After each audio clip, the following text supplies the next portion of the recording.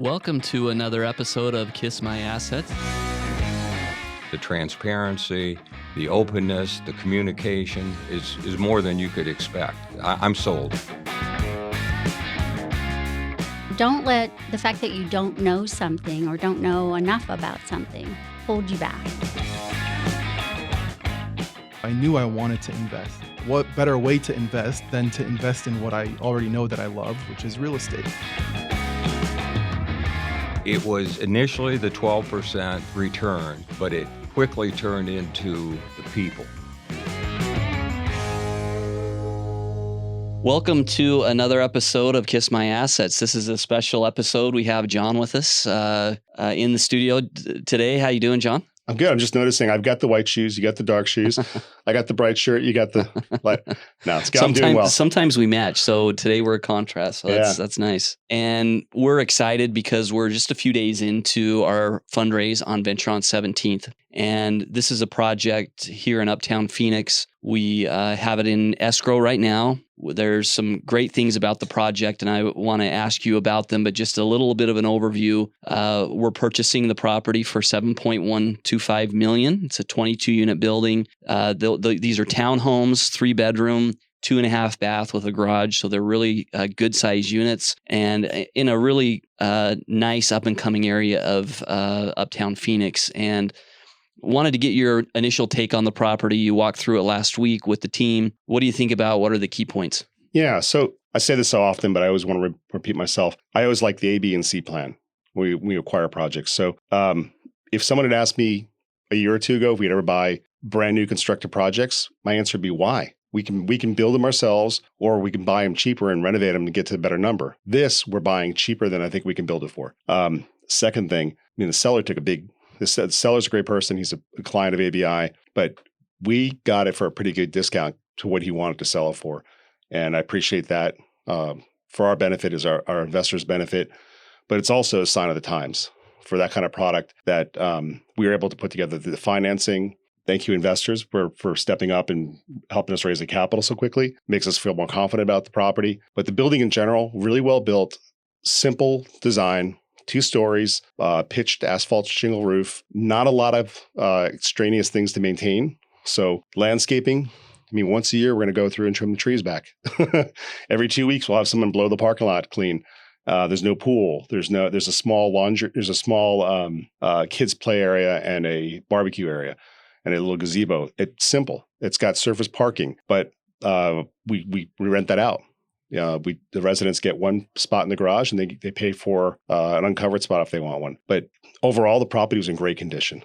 I think the rents are a little bit below market. The seller, I think, is a little bit behind on his rents, on raising them. And I think that's just a function of being stretched too thin on all things he's involved in with time, not just money, but time. And these are things that we can make up for. So. And let me dig into one of the points that you made. So the first point is we are purchasing this below replacement cost. Yep. And one of the ways that we look at that is the cost per square foot. And there's about 28,500 square feet in total on this building. And so that equates to about $249 per square foot is what we're purchasing it for. That's leasable. So there's also the space that you're not counting. So it's probably, a builder would probably say it's 31,000 square feet or whatever it is. But yeah, we're buying it for less than we would cost to build it by far, at a time that we've got a project that's running, so we don't have to take downtime, at a time that we can put a traditional loan on it, not a construction loan, at a time we don't have to go through the rezoning process, all those other variables, which I'm not afraid of. But if we can pick something up today that's finished and running, and we can just do a better job of it, which is not a difficult task on this property, that's a home run for us. And what you were referring to earlier is we wouldn't really look at buying this building a few years ago because of the other options. But Correct. Today, to get a building like this at a discount, built in 2018, and as you went through and saw the construction, it was well constructed. So you're 5 years in, you have a new building, well laid out building, to be able to buy it at a discount makes all the sense in the world for us. So it shows that we're not stuck in our ways. We're nimble. Most of our buildings that we've purchased have been renovation projects, and and we certainly are going to do more of those. But let me also dig into your second point a little bit. What is happening? What are we seeing with some folks who need to sell right now? I've talked to some investors and said, right now we're not really aggressively selling any of our buildings. It's not the best time to sell. You can sell, and the market hasn't tanked for sure. But if I have an investor hat on, I say right now is not the time to sell my assets. Right now is a good time to buy some assets potentially. How do you see it? Well, again, 35 years of experience, seeing, and it's all about not looking at the ground in front of you, but looking far ahead. And you have to evaluate and look at things in the right perspective, where the Fed's going to go on monetary policy, how the banks locally are going to be lending, how our other lenders are going to lend, how our investors are going to respond to putting money into projects at this time. But I'd say the things that we're dealing with in general in our market are probably a little more constraints on the lending market, especially in light of what happened with the banks, these banks this last few weeks. They're going to have a little more pressure to keep more liquidity. They're not going to be able to put money into long-term investments as much. So they're going to say, we can't lend on commercial real estate. Interesting comment, because commercial real estate generally doesn't mean apartment buildings. It means office, retail, industrial, but we're still going to fall in that bucket. So it's not like they're going to stop lending altogether, but what they do is they tighten the restrictions on qualifying for loans. Right. And to your point, multifamily has many more financing options than those traditional commercial real estate. Yeah, and I'll kind of take us on a tangent for one quick second. One great thing about multifamily is that it's in all the years I've been in this business, there's always a lender for multifamily. Now, who is that last lender of last resort? Fannie Mae, Freddie Mac, HUD. Government sponsored. They are there. If you own a shopping center, not to pick on people who own shopping centers, because we all know they do well enough. But if you own a shopping center, an office building, industrial building, when market gets weird or lending gets tightened up, you lose options. So there's a saying, it's you either have to own treasure or it's trash. So you got the best building, best tenants, best rents, you can finance that. Not maybe we really wanted it, but you can finance it. Everything else off the table. Multifamily, there's always a lender there. The government supports housing, so they correct. We fall in the housing bucket. They know that it's a critical need. So that's an interesting thing. But we're starting to see some tightening as regional banks. Some of the smaller banks are going to have more restrictions around what they do with their capital. They can't lock it up for as long. Some of it. Right. And then how do you see the market when it comes to buying and selling buildings? It's certainly slowed. So that's why I like being a contrarian right now. I feel personally very comfortable buying properties like we are, like San Dominic, we're going to call Venture on 17th. It's well built, well located, based on the debt we're going to get. We got a great look. I think we both did a great job of working with our lenders. We got a lender that put together a great loan package for us. Which isn't easy to do. Which is not easy to do. Not on a loan this big. And you and I both have had a couple personal trips that we had planned for a while. I mean, there were some mornings I was up at 5 a.m, 4 a.m, working on the loan items the lender wanted. I mean, what else would you rather do at 4 a.m. than fulfill conditions for the loan? Or pull over with the rental car into a parking lot and answer the email to the bank that we're working with to make sure that we didn't blow our term sheet. Yeah, and we didn't want to lose our place in line either. That's all of that. So, look, to answer your question about stuff, we're buying these. If we can buy these properties at the kind of returns we're buying them right now, if and when, and I think it's not a matter if, it's a matter of when rates start coming down. We continue to have rent increases in our market. Continue to have very strong occupancy. I don't think either one of those is going to change. But all we need is a little bit of a drop in rates, and now we look like a rock star on all of our projects. So I like the fact we bought a newer building. We're buying a newer building without much competition at all. We were able to negotiate a price that was fair for us at a time that worked out very well for us. But not a lot of people are in that same position. So if we find the right deals like that make sense, we're going to execute on them right now. We have the lending relationships. I spent decades on building that history with them. And as a principal of Neighborhood Ventures, you and I both have worked very hard to maintain our reputation. And that's helped us tremendously be able to find these projects, tie them up, get the lenders to step up, and then move through the process quickly. And I want to keep doing that. So even though the building is pretty much fully leased, I think there's 2 vacancies currently, and that's more of a function of a couple people just moved out. Right. We did notice that the rents were below market, and the seller kind of acknowledged that he leased up a few that kind of with some expediency wanted to get them leased up and just gave those folks a discount. And so we expect in the first year to bring those rents back to a market rate. And that helps us when it comes to the cash flow that it's currently generating. Yeah.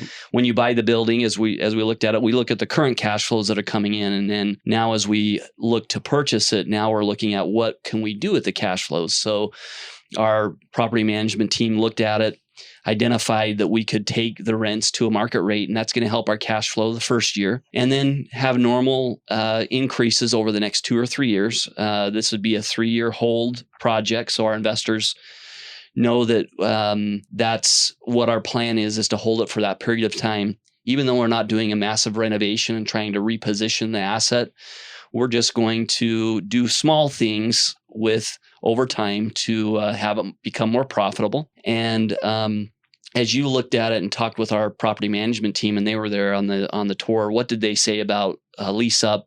What did they like about the building? What did they like about the areas? Was there anything they didn't love about it? Well, I always take a lot of direction from them because they're our boots on the ground.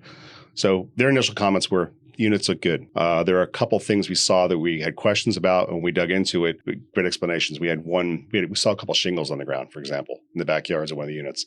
The manager, who's related to the owner, said, yep, we had a windstorm. Some got ripped off. They've been replaced. They pick out some stuff like that, but in general, they liked the property. They felt, our management team felt that they can absolutely rent that property up for what they felt were higher rents. They were surprised to see one unit that's been sitting for 30 days. I don't know what the answer is on that. I'm not going to press the owner or his management people, but they're not being as effective as they need to be. Our current management team, by the way, they're not our people. They're a third property management company that manage other people's properties, but they said they're full on all their projects. So They look at something like this and go, I don't know why we're not full. That was the short answer from them.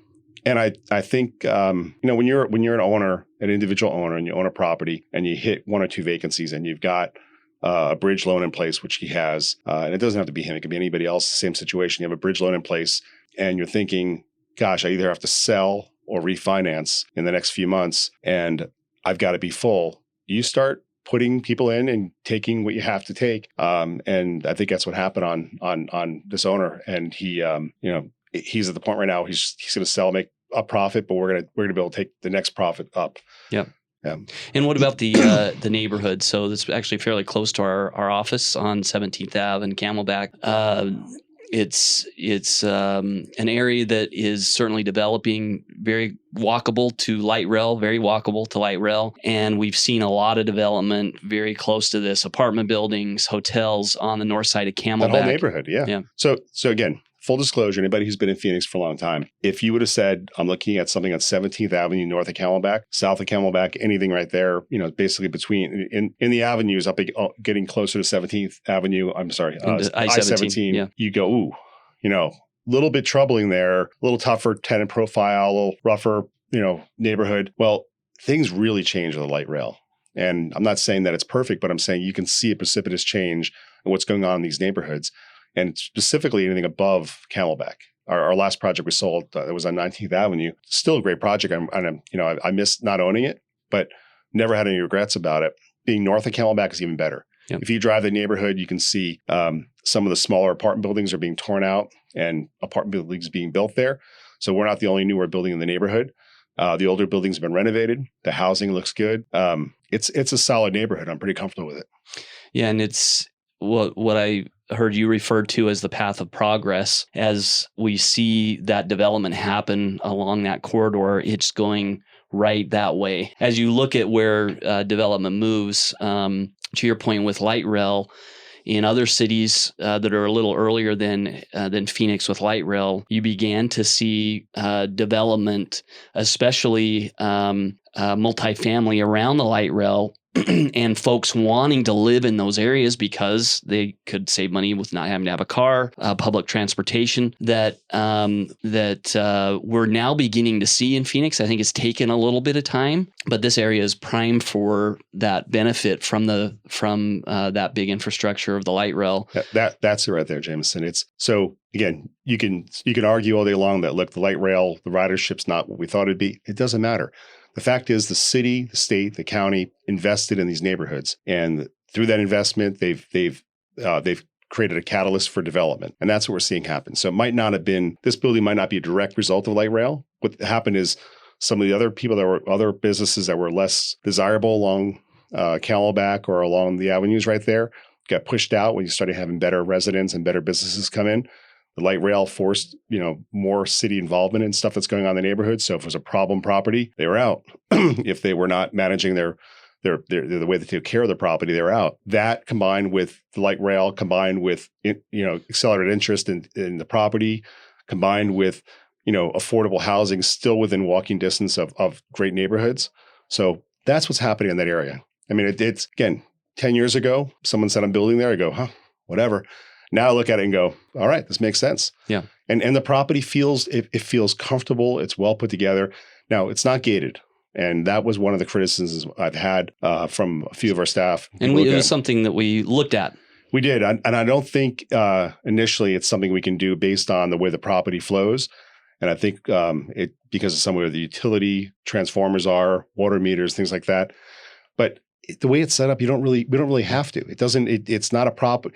Only people that are in that property are people who live there. Yeah.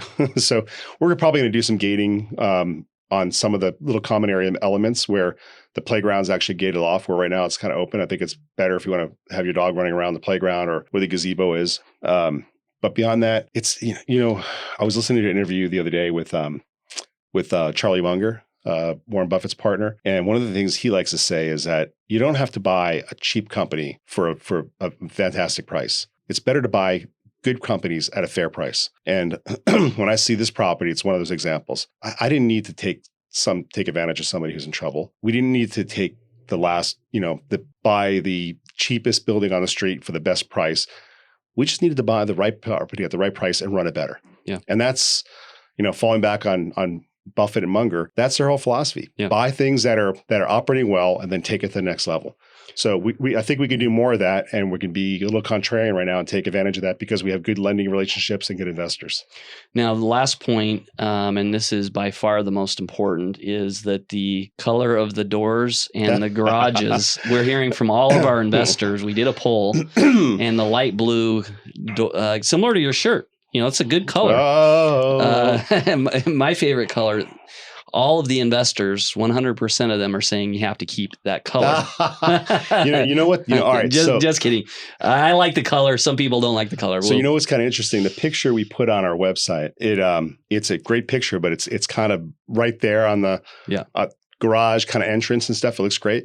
But when you step back and look and tell the whole picture of what that building looks like with some of the other trim colors and the way the building is, you go, wrong color. Right. But right up close, it looks fantastic. And no, I think that's a good point. It was never designed to be that color holistically from the beginning. And this owner painted it to give it a little bit of a splash, but it does, when you look at the whole thing, the color of the fascia and the roofs, and there's probably a better color, but it is my favorite color, probably not here. So yeah, we'll let our, you and the design team. Haley has already looked at it and said, I like some changes. But there's also some good things that the current owner's done. He's got these planters outside. Yeah. And you might look at it and go, well, it's just for decoration. It kind of is, but it also prevents people from kind of parking their car between the front door and the garage up against the building. Yeah. And I actually think we should go with even bigger planters and run some watering systems from the building from it. I think that'd be a brilliant idea. I think, yes, we'll do some painting changes.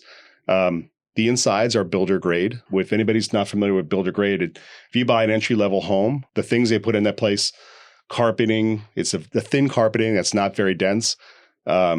Your kitchen faucet, your the basic stuff, doorknobs, the lighting, especially. It's the simple stuff they buy in bulk. They put in, and it looks fine. But we can, two-tone paint. Enhance some of the cabinets are fine, but I don't like the hinges. Yeah. So a couple of them that the hinges were falling off. These are not big expense items. Haley was excited for how we're going to play with some of these things. But even adding a bigger planter out to the front, I don't think we should add any more landscaping because it's more to take care of. But there's little elements like that we can do this property just to make it feel more comfortable. The ceiling fans are fine, but the appliance package, over time, we'll take it to the next level. We've got stainless steel refrigerators, but we have basic black stoves and dishwashers. We can take that up over time based on turns and put a few more dollars into better lock sets. Things that we can do to make it look a little better and feel a little better. And it's just going to benefit us. They're great units. And if we can find more opportunities like this without having to, we don't have to reinvent the wheel every time. We're very good at it. We have great construction people. We're going to buy some other properties that are going to need renovations, but we don't have to do that every time.